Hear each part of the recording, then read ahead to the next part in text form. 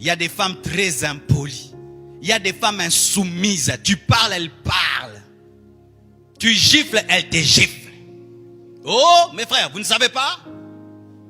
Tu la chasses, elle ne part pas. Elle te dit, c'est à toi de partir, moi je reste ici. Oh, tu ne sais pas ça. Tu appelles ta famille, elle insulte toute ta famille. Et puis elle tape ta maman. Vous en connaissez pas? Oh, elle est jolie, elle est belle. Oui, elle est jolie, elle est belle. Est-ce que tu as testé son éducation? Elle te manque déjà du respect dans le fiançailles. Elle va te manquer du respect dans le mariage. Elle te manque du respect déjà devant tes parents. Elle va manquer même du respect à tes parents. Le mariage est dangereux quand tu épouses une mauvaise personne. Le mariage est dangereux lorsque tu ne sais pas avec qui tu te maries.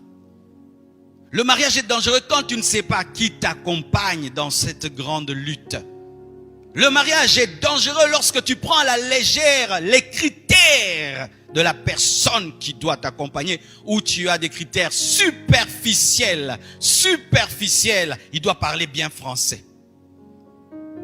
Toi, tu épouses le français, mais on peut t'insulter en français, on peut te tromper en français, on peut te faire pleurer en français, même en anglais.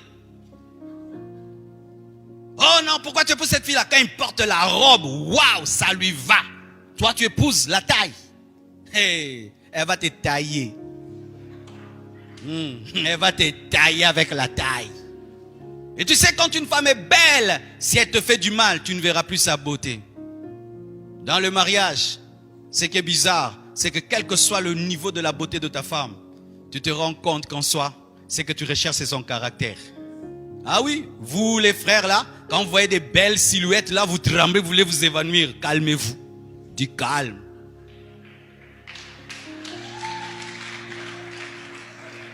Calmez-vous, calmez-vous. Mettez même des glaçons, calme.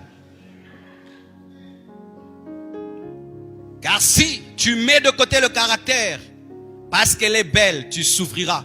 Adam a dit, voici l'os de mes os et puis la chair de ma chair. Il n'a pas dit la chair de ma chair et l'os de mes os. Pourquoi? L'intérieur vient avant l'extérieur. C'est l'os d'abord, ce qui ne se voit pas, qui vient avant ce qui se voit. Mais lorsque tu fondes ton choix sur ce qui se voit, pour annuler ce qui ne se voit pas, tu as épousé des muscles, mais tu n'as pas épousé un squelette.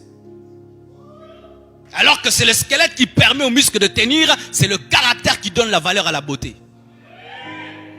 Lorsqu'il n'y a pas de muscles, même si la chair est belle, elle n'a pas de forme. C'est l'ossature, le squelette qui donne la forme, et c'est le caractère qui permet de considérer la beauté.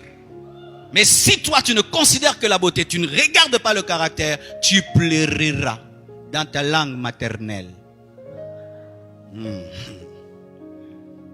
Écoutez ceci, mes frères et sœurs. Regardez Akab. Pourquoi Akab est mort? Parce qu'il avait fait un mauvais choix. Il a épousé qui? Jézabel. Jézabel a amené la mort d'Akab. Jézabel a amené la chute d'Akab. Regardez encore Salomon. Pourquoi Salomon a dévié? À cause des femmes qu'il avait épousées. C'est le mariage qui a détruit la vie de Salomon. C'est le mariage qui a détruit la vie d'Akab. Donc un mariage peut détruire ta vie. Un mariage peut détruire ton ministère. Un mariage peut détruire ton commerce. Il peut détruire tes études. Il peut détruire tes rêves et tes visions. Tu peux épouser une femme qui ne fait que te décourager. Tu épouses un homme qui ne fait que te décourager.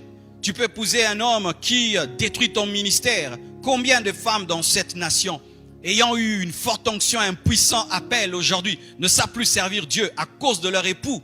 Ce n'est pas Satan qui a détruit leur vie, c'est un homme. C'est un homme. Alors vous devez savoir que l'homme à qui vous disiez oui, la femme à laquelle vous disiez oui, a la capacité d'être la porte de Dieu ou la porte de Satan dans vos vies. Vous devez le savoir. Ne pas le savoir, c'est être ignorant et prendre le mariage à la légère.